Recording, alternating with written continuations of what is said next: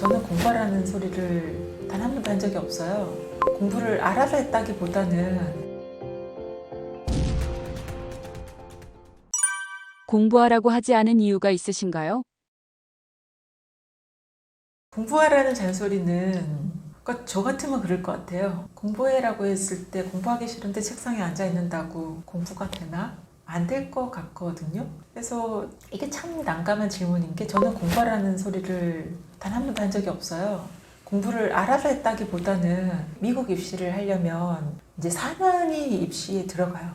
4년 동안에 무엇을 했는지 성적이 들어가고 그 전에 해당되는 우리로 치면 중1, 중2는 그 성적에 들어가지 않거든요. 그래서 저는 그 중1, 중2까지는 그냥 하고 싶은 대로 조금 풀어주고 그다음에 뭔가 실패를 할 때 제가 속상해하지 않았던 것 같아요.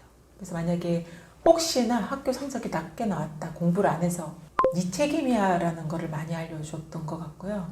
근데 이제 중3일 때 이제 입시에 들어가는 첫 번째 학년이 되었을 때 스스로 공부를 시작했던 이유는 본인이 이게 내가 성적을 잘 받지 않으면 내가 원하는 대학에 못 가를 고무렵에 깨달아서 그때 하지 말라고 해도 공부를 했거든요. 공부하라고 하는 것보다는 어떻게 공부를 하면 좋을지를 좀 같이 고민했으면 좋겠는데 이게 사실은 좀 어려워요. 그래서 너무 어릴 때부터 공부해라 보다는 공부 습관 잘 잡아주고 고민 좀 잘 들어주고 좋아하는 거 어느 분야로 공부하면 좋을지 만약에 필요하다 그러면 부족한 부분 좀 채워주는 거 정도 하다가 아이가 진짜 내가 이제 좀 제대로 해볼게 할 때 좀 에너지가 좀 쌓여 있게끔 그렇게 해주면 좋겠어요.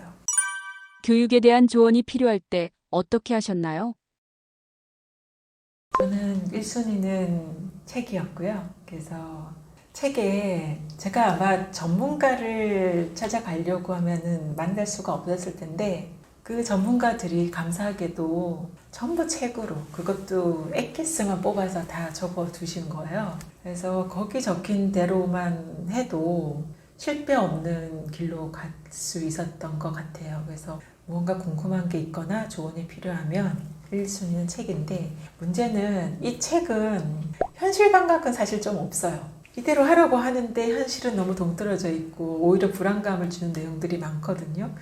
길게 보면 책대로 하는 게 맞는데 우리가 뭐 길게 볼 수는 없고 오늘 당장 닥친 일들부터 해야 되니까 그래서 그럴 때는 좀 극단적인 경우로 두 번째 도움을 받은 사람은 저와 완전 성향이 다른 엄마들 일종의 부가 아니라 교육의 추월차선을 걷는 엄마들이 있어요. 교육에 정말 빠삭하시고 철저하게 아이를 케어하시고 관리하시는 분들이 있는데 가끔 이제 그런 분들 만나서 야단을 맞죠. 그렇게 하면 안 돼. 그러면 네 이러고 뭐 어떻게 해요? 라고 이제 이야기를 듣고 이런 분들은 아이들을 좀 잘하는 애들이라서 이제 요즘 말하는 그 공식같이 몇 학년에 어디까지 진도 떼고 이런 것들이 쫙 있으세요.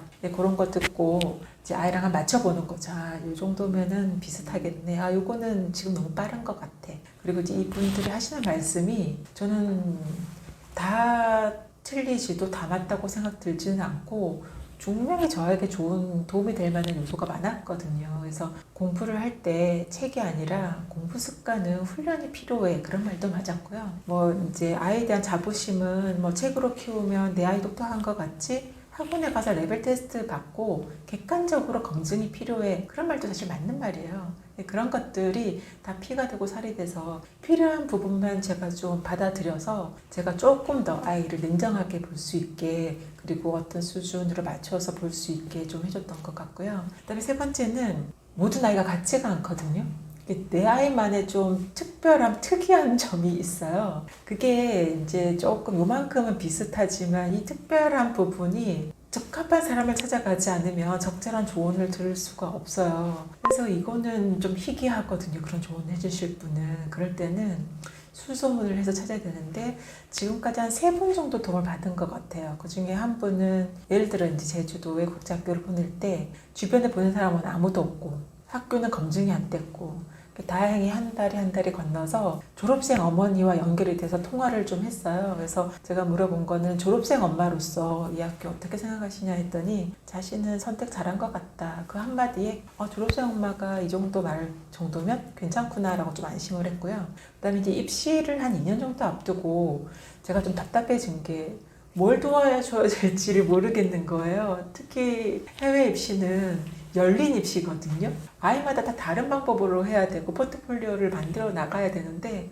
도저히 방법도 없고 코로나는 난리 법석이고 이제 그러다가 인터넷을 좀 뒤져봤어요. 뒤져봤더니 어떤 분이 너무 스마트하신 분이 있는 거예요. 그래서 그분에게 댓글을 좀 남겼더니 감사하게도 전화를 주신 거예요. 그래서 내가 어떻게 해야 될지 모르겠다. 대회가 있는 것 같은데 나가야 될지도 모르겠다. 이랬더니 저한테 뭔가 준비해서 할 생각 하지 말고 눈에 보이는 거를 무조건 하라는 거예요. 시행착오를 해보고 겪어봐야 진짜 하고 싶을 때 제대로 된 성과를 낼 수가 있다라고 하셔서 그게 너무 큰 도움이 되더라고요. 그래서 원래대로라면 만약에 무슨 대회를 나가면 1년 준비해서 내년에 좋은 결과를 얻고 이랬어야지 했는데 이분 덕분에 지금 당장 한번 나가봐봐 이랬더니 얘가 거기서 이 대회가 이런 성격이고 이런 아이들이 있네 하고 자극을 받아온 거예요. 그래서 스스로 공부를 하고 그래서 이제 그런 게 참 도움이 됐던 것 같고요. 네 번째는 보통의 사람들인데 잘 키운다라는 정의도 참 모호한데 명문대 합격한 엄마 찾아가서 방법을 묻잖아요. 근데 저는 반대로 명문대 합격한 엄마들은 상대적으로 조금 다른 방법으로 했거나 이 아이에게 적합한 방법을 찾아가신 분이고 저는 이제 이 아이들 중요한 거는 학습도 학습이지만 인성이나 사회성 이런 것도 되게 중요하게 생각을 했어요.